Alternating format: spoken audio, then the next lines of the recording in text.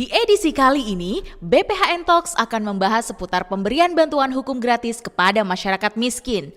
Hukum itu tajam ke bawah, tumpul ke atas. Istilah tersebut sudah semakin pudar semenjak lahirnya Undang-Undang Nomor 16 Tahun 2011 tentang bantuan hukum. Sudah memasuki tahun ke-10, seperti apa pemberian bantuan hukum di Indonesia saat ini? So, sahabat BPHN, jangan lupa untuk like, share, subscribe, and enjoy the show.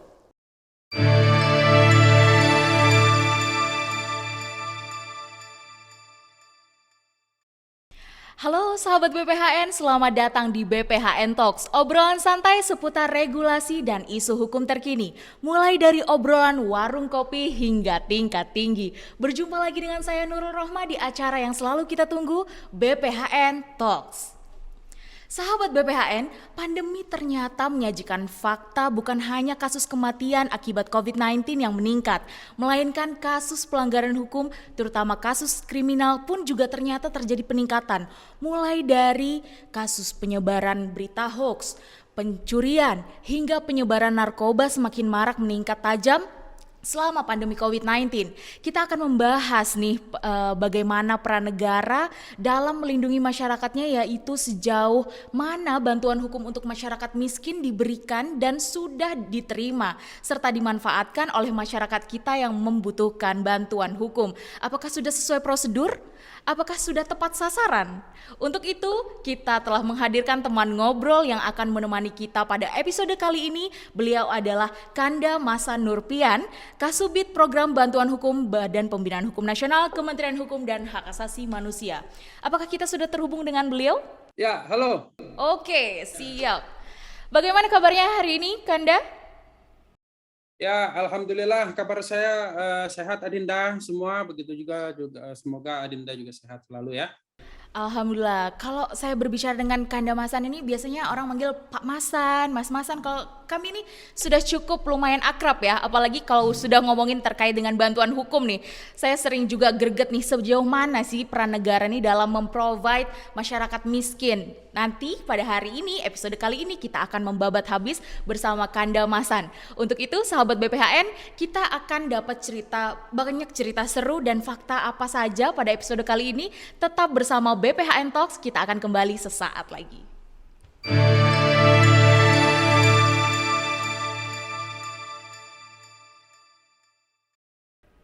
Sahabat BPHN, kembali lagi dengan saya Nurul Rohma di BPHN Talks. Kita sudah bersama dengan Kepala Subbidang Program Bantuan Hukum yaitu Kanda Masan. Kanda boleh sedikit menceritakan dulu, memberikan pemahaman kepada kami ini terkait dengan masyarakat tahu profesi advokat atau pengacara. Namun banyak yang belum tahu tentang pemberi bantuan hukum. Boleh diceritakan apa perbedaan antara advokat dengan pemberi bantuan hukum? Ya, oke Adinda. Ya, ini pertanyaan yang cukup mendasar ya, tapi menarik gitu ya. Karena yang namanya bantuan hukum pasti ada yang namanya pemberi dan ada penerima. Jadi pemberinya itu adalah organisasi pemberi bantuan hukum ya. Jadi itu diatur di Undang-Undang Nomor 16 ya, Tahun 2011 tentang bantuan hukum ya. Nah, di dalam organisasi pemberi bantuan hukum yang terakreditasi di Kementerian Hukum dan HAM ya, yang pasti nggak bisa dong organisasi itu mendampingi orang langsung gitu ya, karena organisasi itu adalah organ atau semacam instansi atau lembaga gitu ya, yang pasti ada orang di dalamnya gitu kan. Nah, siapa sih orang-orangnya gitu ya? Nah, itu namanya pelaksana bantuan hukum. Jadi di dalam organisasi pemberi bantuan hukum ada pelaksana bantuan hukum gitu ya. Nah, pelaksana bantuan hukumnya itu siapa? Yaitu ada advokat dan ada paralegal. Jadi ada perbedaan tapi ada keterhubungan gitu ya antara pemberi bantuan hukum dan advokat gitu. Jadi yang menjalankan rodanya organisasi pemberi bantuan hukum adalah advokat sebagai pelaksana bantuan hukum. Nah, advokat ini punya aturan profesi sendiri gitu ya. Profesinya itu adalah diatur di dalam Undang-Undang Nomor 18 tahun 2003 tentang advokat. Ya, jadi dua dasar yang berbeda, dasar hukum yang berbeda, ya, tetapi bersatu di dalam program layanan bantuan hukum untuk masyarakat miskin. Demikian Adinda. Oke, baik. Dari jawaban tadi kita menemukan bahwa ternyata ada undang-undang terkait dengan advokat dan juga ada undang-undang bantuan hukum. Boleh Kanda, advokat dan pemberi bantuan hukum punya ruang lingkup pekerjaan yang sama sepanjang konteksnya adalah litigasi dan penanganan perkara yang melibatkan lembaga peradilan. Lalu bisa diceritakan sekilas alasan dibalik pemerintah akhirnya melahirkan undang-undang tentang bantuan hukum, yaitu Undang-Undang Nomor 16 Tahun 2011, padahal undang-undang tentang advokat yaitu Undang-Undang Nomor 18 Tahun 2003 sudah lahir terlebih dahulu. Mohon penjelasannya Kanda. Oh iya, Adinda, terima kasih. Jadi alasan dasar kenapa kok tiba-tiba pemerintah, ya bukan tiba-tiba sih, karena itu ada proses filosofi sosiologis ya, kenapa lahir undang-undang bantuan hukum gitu ya, yang dilaksanakan oleh pemberi bantuan hukum. Ya, karena di undang-undang bantuan hukum itu lahir tahun 2011 gitu ya. Nah, undang-undang advokat lahir di tahun 2003 ya. Nah, objeknya sebenarnya sama-sama membantu masyarakat miskin gitu ya. Karena di dalam undang-undang advokat pun pasal 22 ya, advokat itu menjalankan bantuan hukum cuma-cuma bagi masyarakat yang tidak mampu gitu ya. Jadi sama-sama nih masyarakat yang tidak mampu. Nah, bedanya adalah ya di undang-undang advokat bantuan hukum cuma-cuma tersebut ya, advokat itu tidak boleh secara profesinya tidak boleh menerima honorarium dari kliennya. Itu pertama. Terus kedua, tidak boleh menerima bantuan dalam bentuk apapun dari pemerintah gitu. Nah, maka dari itu advokat yang saat ini sudah ribuan gitu ya dari berbagai organisasi advokat, kalau mereka menjalankan itu semua gitu ya, khawatir ya belum maksimal juga gitu ya, apalagi advokat-advokat yang baru gitu ya, mereka harus terus dituntut menjalankan bantuan hukum cuma-cuma dengan istilah mereka yaitu pro bono gitu ya. Maka dari itu pemerintah membantu masyarakat yang belum terjangkau dari pro bono-nya advokat, dan juga pemerintah membantu para advokat yang giat untuk menjalankan bantuan hukum gitu ya dengan anggaran pemerintah. Nah, anggaran pemerintah keluarnya nggak begitu saja pakai APBN, keluarnya harus ada dasar hukumnya ya. Dasar hukumnya adalah Undang-Undang bantuan hukum 16/2011. Jadi penyelenggaranya adalah Kementerian Hukum dan HAM. Nah, Kementerian Hukum dan HAM itu menganggarkan setiap tahunnya program bantuan hukum di dalam APBN. Demikian Adinda, terima kasih. Oke, Kanda, sangat menarik ya karena ada dua undang-undang nih sebenarnya yang seharusnya bisa saling melengkapi, yaitu program pro bono dan bantuan hukum nih seharusnya ada dua saling melengkapi dan bisa memprovide masyarakat miskin yang justru lebih masif lagi. Mengingat tadi yang sudah disebutkan beberapa tantangan yang dihadapi oleh pemerintah dan organisasi advokat dalam mengoptimalkan program masing-masing, saya juga semakin penasaran bagaimana peran Badan Pembinaan Hukum Nasional memastikan program bantuan hukum ini bisa sukses, namun di saat yang sama tetap tidak menjadi kontraproduktif dengan pro bono yang dilakukan advokat. Ya, jadi agar tidak kontraproduktif dengan pro bono, ya, maka dari itu kami berupaya yang namanya sinergi ya, antara organisasi advokat yang menaungi profesinya advokat gitu ya, dan organisasi bantuan hukum yang menaungi praktiknya advokat untuk bantuan hukum gitu. Jadi sinerginya adalah yang namanya anggaran bantuan hukum tadi sebelumnya begitu ya, itu mereka setiap tahunnya ada batasan gitu ya di APBN ya untuk masyarakat ya. Yang pastinya PPN itu pasti ada keterbatasannya gitu ya. Nah, sedangkan masyarakat yang membutuhkan bantuan hukum itu jauh melebihi anggaran bantuan hukum gitu. Nah, maka dari itu kita bersinerginya adalah prinsip-prinsip pro bono ya, yang ada di dalam profesi seorang advokat ya, yang dasarnya itu dari undang-undang advokat itu jangan dilunturkan ketika ada program bantuan hukum ini gitu. Ada orang miskin datang, mereka jangan bilang, Pak, saya orang miskin, saya membutuhkan bantuan hukum. Enggak, jangan dibilang saya anggarannya udah habis dari pemerintah. Tolong balik pulang, buka keran, ambil air wudhu, buka sejadah gitu. Ya, memang berdoa begitu ya, tapi nggak kelar-kelar kasusnya karena butuh bantuan. Ya, karena sidangnya masih sidang di dunia, belum di akhirat gitu. Jadi ketika anggarannya udah habis, ya dibutuhkanlah peran advokat yang bantuan hukum cuma-cumanya itu seperti itu. Walaupun anggaran pemerintah habis, dia harus tetap membantu. Dan Kementerian Hukum dan HAM mempertimbangkan giat-giat pro bononya mereka, walaupun anggaran udah habis, baik litigasi maupun litigasi, tapi dia tetap aktif, ya dia akan dipertimbangkan untuk kenaikan akreditasinya. Demikian, Adinda. Baik, wah sangat menarik ya sahabat BPHN, terutama ini menjadi sebuah sentilan bagi para advokat baru ini karena harus semakin memaksimalkan perannya meskipun ada bantuan hukum tetap harus menjalankan fungsi dari pro bono itu sendiri. Baik sahabat BPHN, baru pembukaan saja kita sudah semakin banyak mendapatkan pencerahan ya, cukup paham sekilas terkait dengan perbedaan advokat dan pemberi bantuan hukum. Kita akan kembali dan membahas lebih detail lagi, lebih dalam lagi tentunya sesaat lagi.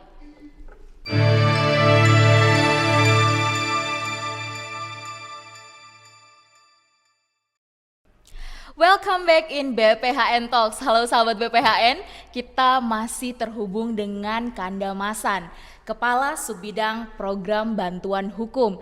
Dan kalau tadi di segmen pertama kita sudah membahas sedikit perbedaan antara advokat dan pemberi bantuan hukum. Pada segmen kali ini kita akan ngobrolin lagi nih lebih ke fungsi pengawasannya nanti akan seperti apa dan bagaimana peran Kumham sebagai pengawas ya. Untuk itu saya ingin mengajukan pertanyaan terlebih dahulu kepada Kanda Masan. Pemberi bantuan hukum sehari-harinya adalah advokat juga yang dalam konteks profesi hukum. Lantas bagaimana caranya seorang advokat bisa menjadi bagian dari pemberi bantuan hukum yang melaksanakan undang-undang tentang bantuan hukum? Silakan Kanda. Ya, terima kasih Adinda. Jadi untuk advokat bisa menjadi pemberi bantuan hukum, ya, maksudnya mungkin advokat yang bisa bergabung di organisasi pemberi bantuan hukum, ya, karena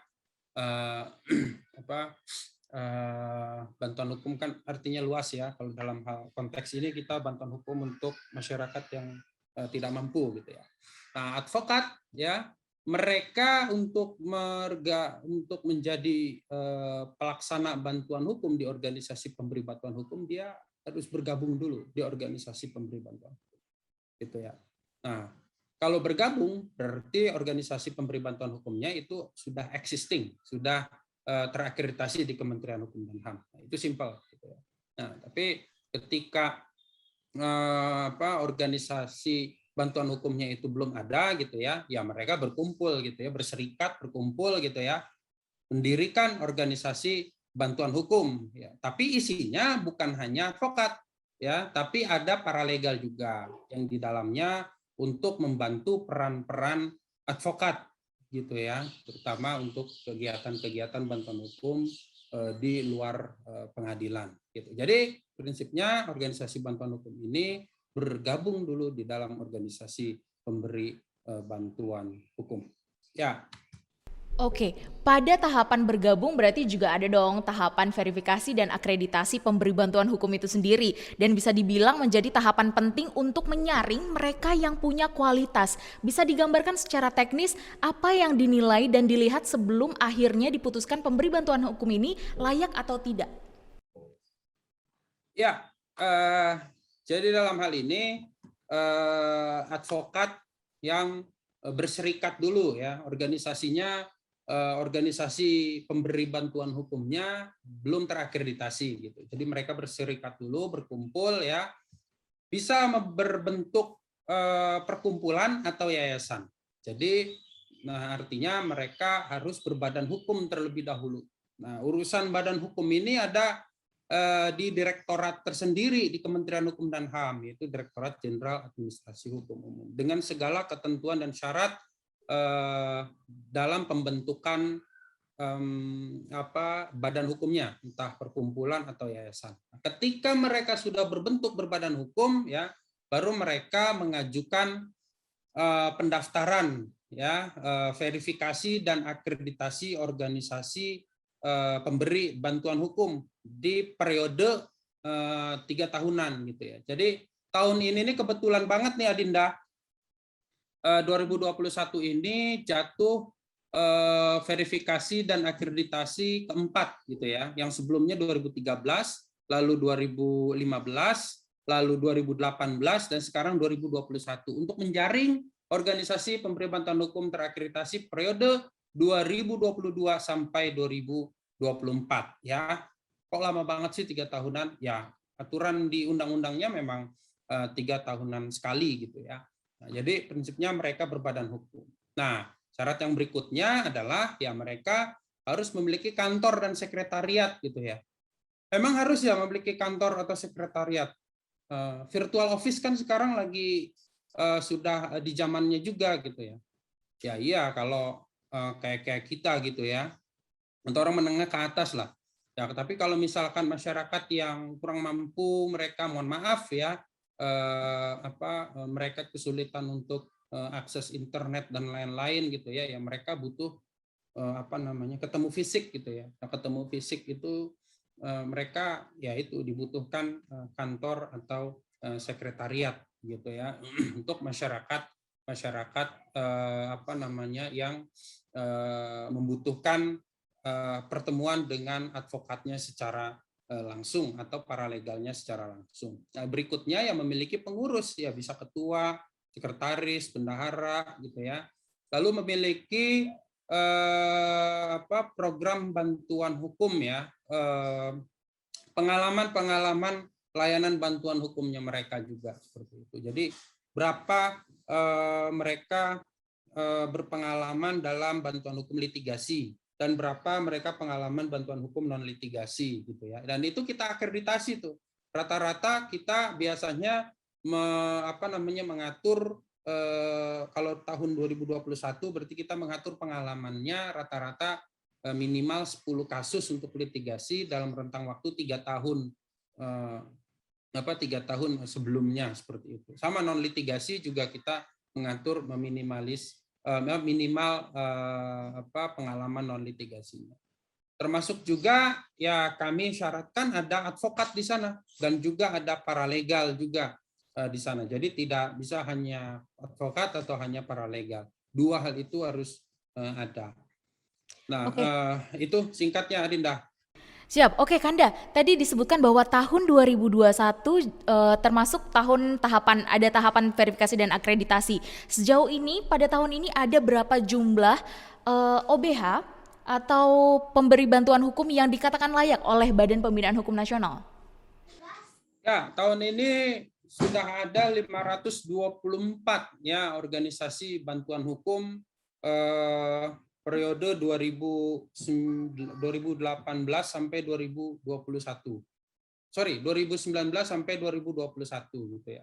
Itu ada 524 tersebar di 33 provinsi dan sementara ini tersebar di 40-an% ya provinsi kabupaten kota se-Indonesia dari 514 total kabupaten se-Indonesia. Baik, dengan adanya jumlah 524 OBH cukup banyak ya kalau misalnya kita bisa katakan yang tersebar di 33 provinsi. Sebenarnya dalam pelaksanaannya sendiri seperti apa pengawasan yang dilakukan Badan Pembinaan Hukum Nasional dalam hal ini pemberi bantuan hukum kepada masyarakat miskin? Apakah sudah tepat sasaran? Nah, menarik sekali pertanyaannya ini, luar biasa, cerdas, certar, membahana ya. Jadi bantuan hukum ini ya, kita bukan hanya mengejar kuantitas ya. Jumlah pemberi bantuan hukum yang begitu banyak, 524 gitu ya. Dan jumlah penerima bantuan hukum yang belasan ribu setiap tahunnya gitu ya. Bukan hanya itu yang kita kejar ya. Dan jumlah serapan bantuan hukum anggaran APBN yang setiap tahunnya 93% ke atas gitu ya. Bukan hanya itu gitu ya. Yang terpenting juga adalah kualitas ya. Jadi tadi itu kuantitas, nah yang terpenting adalah kualitas. Nah, gimana menjaga kualitas itu ya? Nah, tadi kualitas itu dijaga dengan pengawasan ya dan pemantauan yang dilakukan oleh BPHN selaku unit eselon 1 penyelenggara program bantuan hukum. Nah, secara teknisnya tuh gimana sih gitu ya. Nah, kami ada tools yang namanya e-monitoring dan evaluasi gitu ya. Ya, yang memformulasikan akhirnya nanti mencapai yang namanya indeks kepuasan penerima bantuan hukum gitu ya. Nah, metodenya seperti apa? Nah, metodenya adalah Imonef ini kita kita lakukan ya, kita bertanya, mensurvei langsung kepada penerima bantuan hukumnya yang telah mereka terima layanan dari organisasi pemberi bantuan hukum. Entah itu mereka terima layanannya dari advokatnya atau dari paralegalnya. Yang pada intinya nanti keluar dengan hasil ya mereka puas atau tidak gitu ya, tapi dengan gradasi nilai dan beberapa pertanyaan-pertanyaan yang terdiri dari beberapa dimensi gitu ya, seperti itu. Nah, jadi ketika ada OBH yang serapannya bagus nih gitu ya, tapi nilai indeks kinerja, indeks kepuasan penerima bantuan hukumnya turun gitu ya, dan itu menjadi pantauan kami seperti itu. Terlebih ada temuan-temuan gitu ya.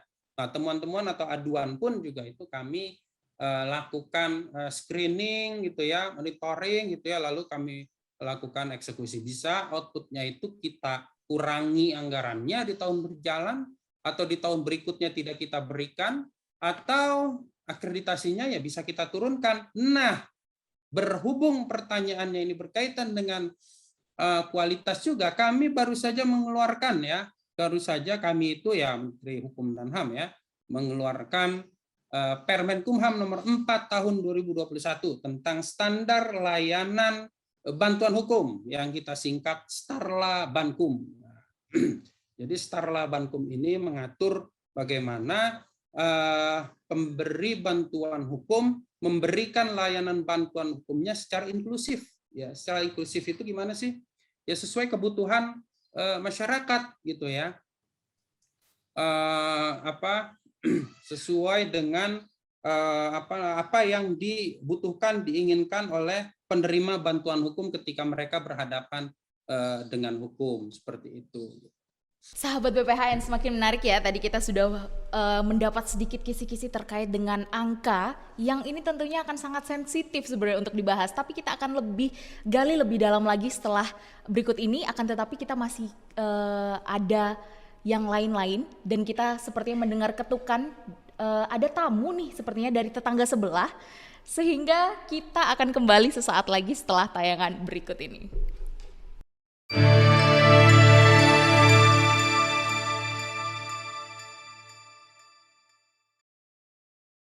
Baru tahu aneh, ternyata di Indonesia ini ada bantuan hukum buat rakyat miskin gratis lagi. Cuman yang aneh bingungin, dengar-dengar selentingan itu punya anggaran yang gede banget, 53 miliar lebih. Itu anggaran kalau dibeliin cendol Jakarta kelelep sama abang-abangnya. Tapi yang aneh bingung, mereka pada masih ribut kurang. Nah, aneh mau tanya nih sama narasumber nih, kira-kira kenapa ya bisa kurang? Tolong deh jelasin sama aneh, biar aneh nggak ikut pusing mikirin anggaran. Kira-kira begitu.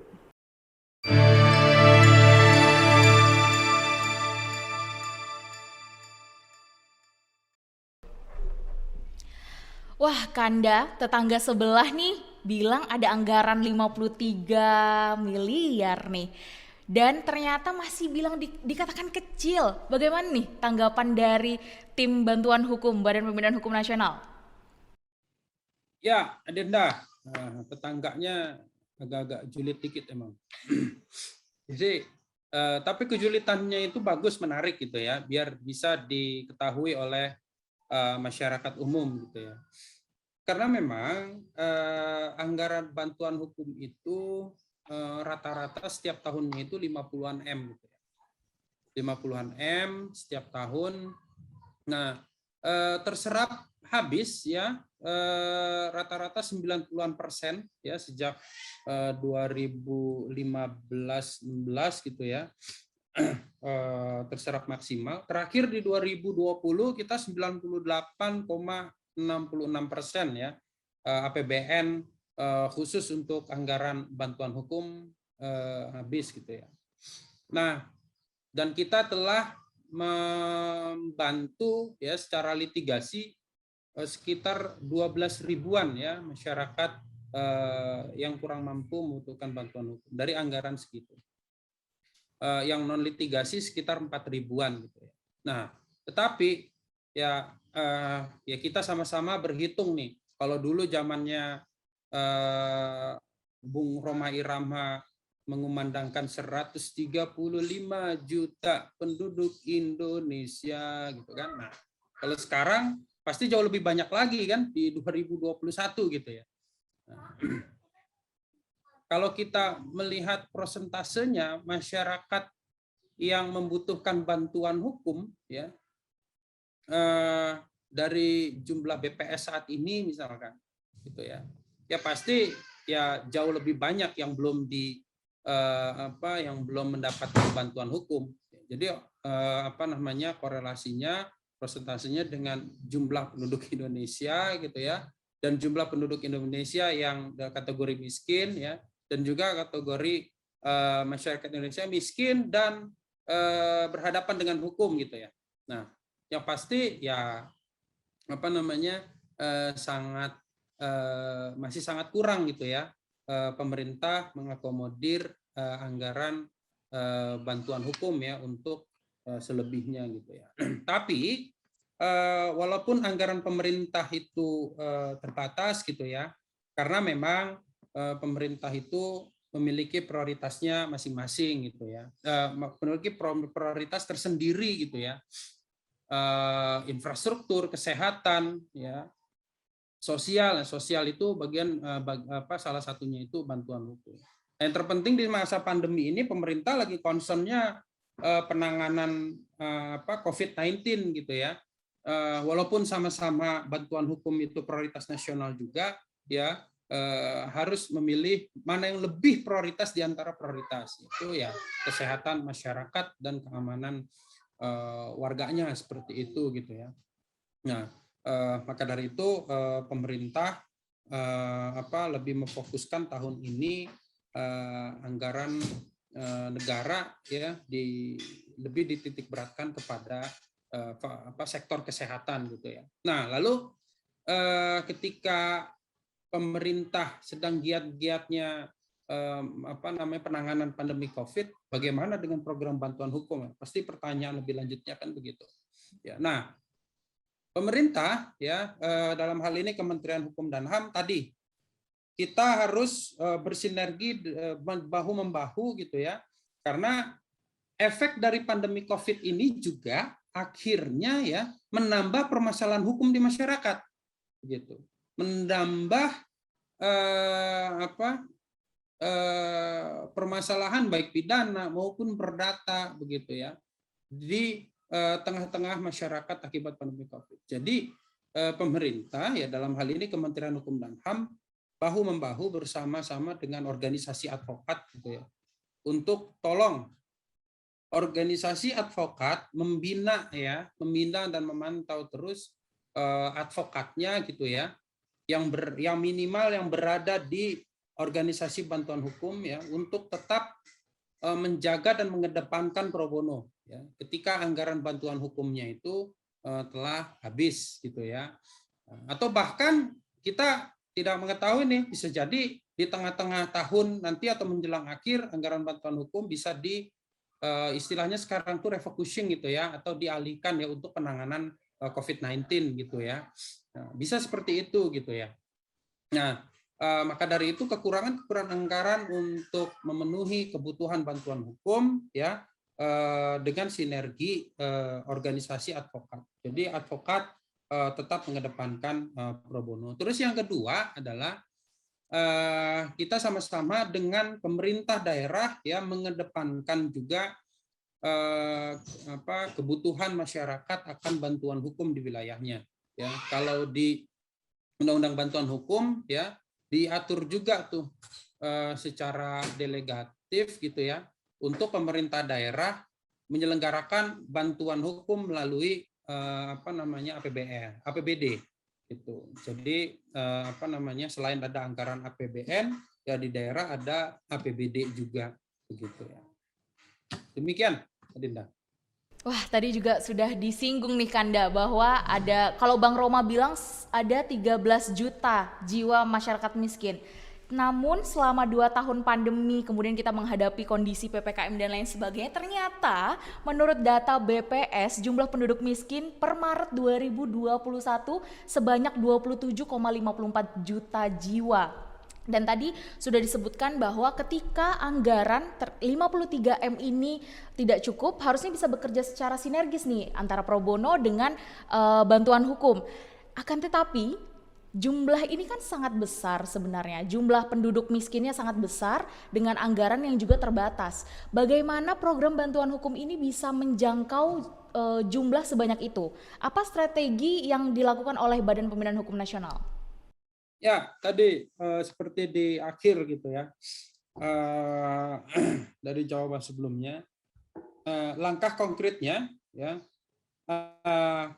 Kementerian Hukum dan HAM dalam hal ini BPHN pertama ya,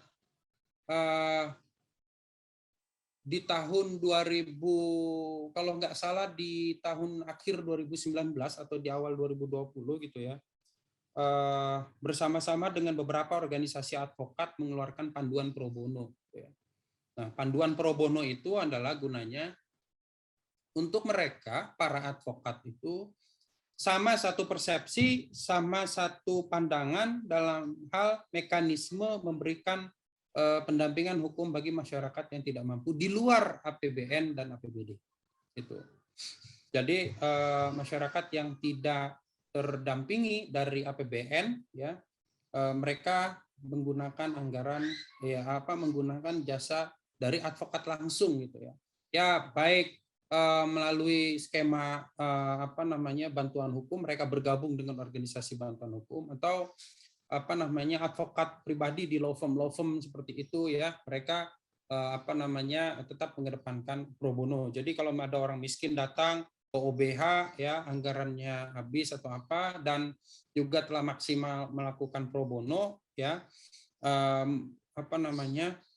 mereka dirujuk lagi gitu ya karena keterbatasan advokat misalkan di OBH tersebut dirujuk lagi ke law firm atau kantor hukum advokat tertentu gitu ya mereka tetap wajib menjalankan pro bono seperti itu gitu. Karena itu diatur loh di dalam peraturan Pradi ya harus ada salah satu organisasi advokat yaitu Pradi itu 50 jam kalau nggak salah.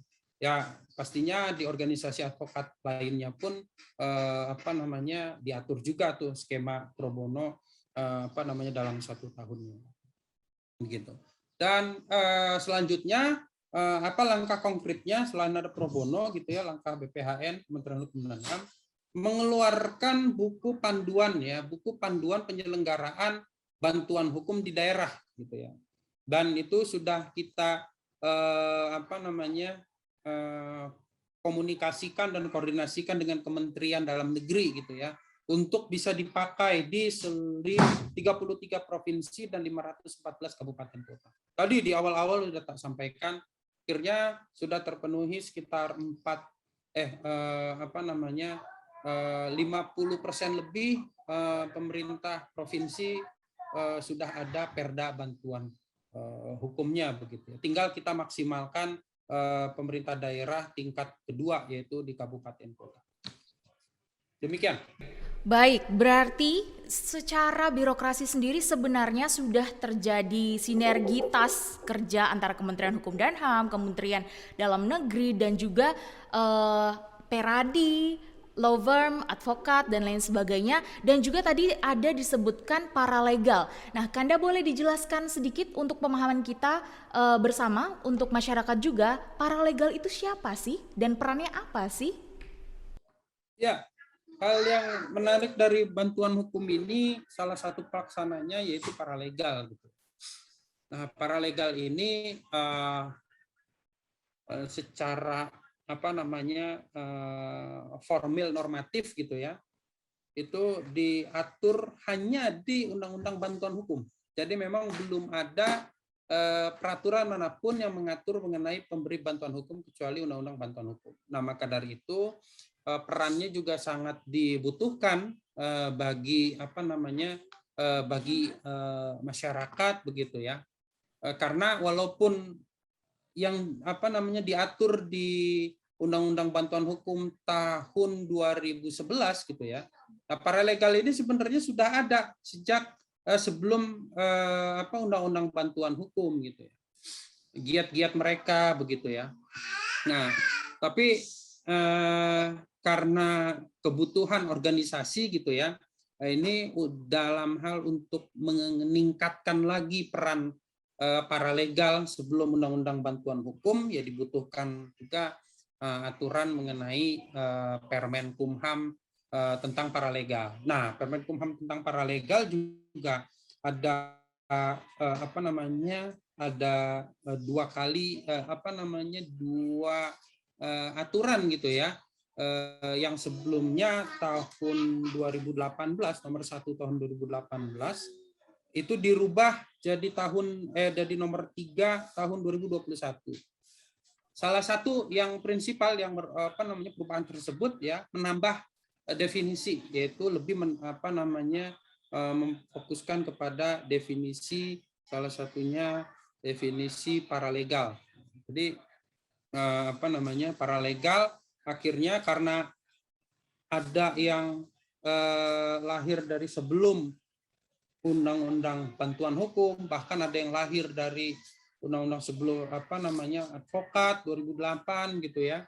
Dan mereka ada yang aktif di luar organisasi bantuan hukum seperti itu, aktif di komunitas masyarakat. Ya, akhirnya Permen tersebut menyatukan mereka begitu ya, dengan maksud ya menyatukan mereka untuk lebih menguatkan eksistensi mereka, Kementerian Hukum dan HAM, karena ketika mereka berhadapan dengan masyarakat gitu ya, berhadapan dengan masyarakat dan apalagi berlanjut berhadapan dengan aparat penegak hukum gitu ya. Ya mereka, apalagi penegak hukum, mereka masih bingung apa itu paralegal gitu. Ketika mereka mengenal paralegal itu adalah yang secara formil, secara ofisial di pemerintah gitu, mereka terdaftar gitu ya. Terdaftarnya lewat organisasi bantuan hukum, yaitu lebih menguatkan lagi peran mereka. Jadi definisi di Permenkumham 3 tahun 2021 itu, paralegal adalah setiap orang yang berasal dari komunitas masyarakat ya, organisasi atau dan organisasi pemberi bantuan hukum seperti itu gitu ya, yang telah terdiklat oleh Kementerian Hukum dan HAM, bukan advokat, gitu ya, dan juga tidak mendampingi penerima bantuan hukum secara mandiri di pengadilan. Nah itu kalau nggak salah redaksional intinya di di Permen tersebut seperti itu. Oke, baik. Berarti paralegal ini sebenarnya hadir untuk menjembatani ya sebenarnya.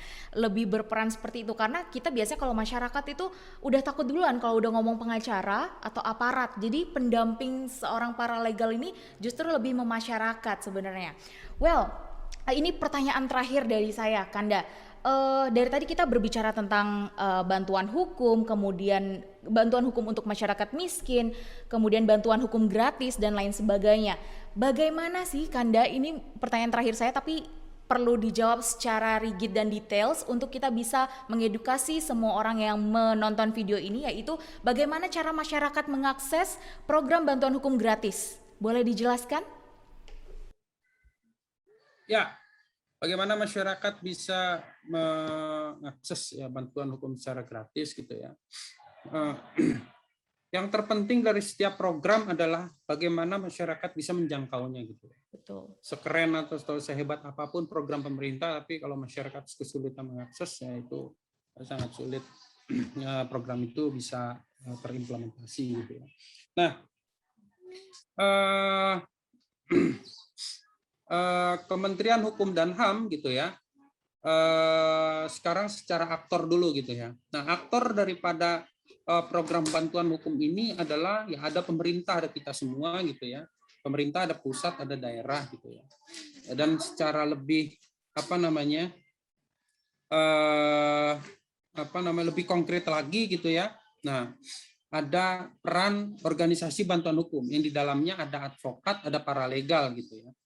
Ya, nah, mereka ya itu pun dapat melakukan kegiatan-kegiatan penyebarluasan informasi. Jadi informasinya dulu kita sebar. Ya. Nah, informasinya itu apa-apa saja sih seperti itu. Ya, nah, ya informasi ya seputar bantuan hukum secara gratis ini, begitu ya. Nah, yang melaksanakan itu bisa paralegal, bisa advokat, gitu ya. Dan juga Adinda, ya, Kementerian Hukum dan HAM, ya. Ini merupakan salah satu pembina dari penyuluh hukum, ya, fungsional penyuluh hukum, ya. Dan dia tersebar juga di beberapa kantor wilayah di daerah gitu ya, untuk saling sinergi ya melakukan penyebarluasan informasi hukum gitu. Nah, apalagi pemerintah ini bersama mitranya yaitu OBH ya, mendorong gitu ya untuk mereka dengan paralegalnya sinergi dengan fungsional penyuluh hukum gitu ya. Nah, jadi dalam hal paralegal ini kita minta untuk membentuk yang namanya kelompok sadar hukum gitu ya. Yang akhirnya nanti terbentuknya desa sadar hukum gitu ya. Yang mana pembinaannya ya bersama-sama dengan teman-teman penyuluh hukum gitu. Nah, segala informasi apapun ya, penyelesaian masalah begitu ya, bahkan sampai ke pendampingan hukum melalui bantuan hukum ya itu bisa terinformasi dengan baik begitu. Nah, kita pun juga memberikan sarana tools gitu ya. Ada yang namanya aplikasi sistem informasi database bantuan hukum gitu. Jadi masyarakat dapat dengan mudah mengetahui ya organisasi-organisasi bantuan hukum yang terdekat di mereka seperti itu gitu ya, dan itu permohonannya bisa diajukan secara online gitu ya, tanpa harus mereka datang ke kantor wilayah ya, yang rata-rata mereka berada di ibu kota provinsi gitu. Nah, ada juga peta akses keadilan gitu ya. Di sana ada peta di mana masyarakat bisa mengetahui letak-letak organisasi bantuan hukum yang terdekat di wilayahnya seperti itu gitu ya. Gitu. Dan juga mengenai hal ini diperkuat juga ya dengan adanya aplikasi Legal Smart Channel gitu LSC. Jadi konsultasi gratis secara online gitu ya. Dan walaupun dijawab oleh teman-teman penyuluh hukum gitu ya. Nah, ketika ada kasus-kasus yang membutuhkan advokat atau paralegal lebih lanjut, bisa dirujuk oleh penyuluh hukum tersebut gitu ya, jika mereka menjawab pertanyaan dari masyarakat gitu. Dan intinya Kementerian Hukum dan HAM memberikan segala kemudahan akses bantuan hukum untuk masyarakat, karena konsepnya adalah negara hadir gitu ya. Dan tools-tools yang kami sampaikan pun juga itu alhamdulillah telah mendapatkan penghargaan dari Kementerian PAN-RB ya dalam hal pelayanan publik ya dari tahun 2017 ya aplikasi Sitbankum Top 99, lalu IMONEF-nya yang tadi disampaikan dalam hal peningkatan kualitas OBH di tahun 2018 Top 99 juga, dan tahun 2020 ya aplikasi Verasinya gitu ya untuk menjaring organisasi bantuan hukum berkualitas untuk masyarakat, itu pun juga Top 99 pelayanan publik kompetisi inovasi pelayanan publik di Kemenpan RB. Demikian dari saya. Mantap sekali, jawabannya sangat details ya.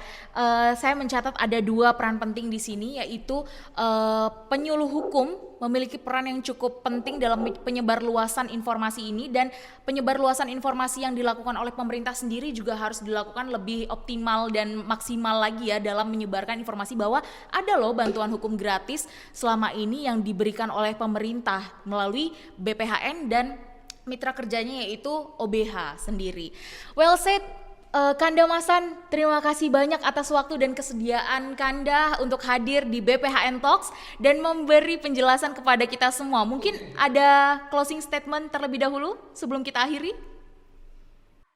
Ya, pada intinya talks antara kita ya di BPHN untuk masyarakat ini yang merupakan bagian dari penyebarluasan informasi bantuan hukum agar masyarakat bisa mengetahui informasi bantuan hukum yang gratis gitu ya, dan bisa mengakses secara mudah ya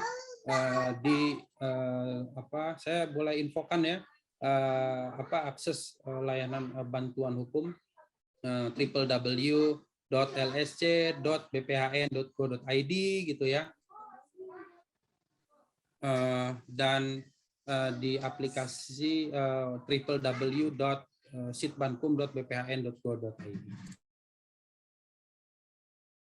Ya, demikian.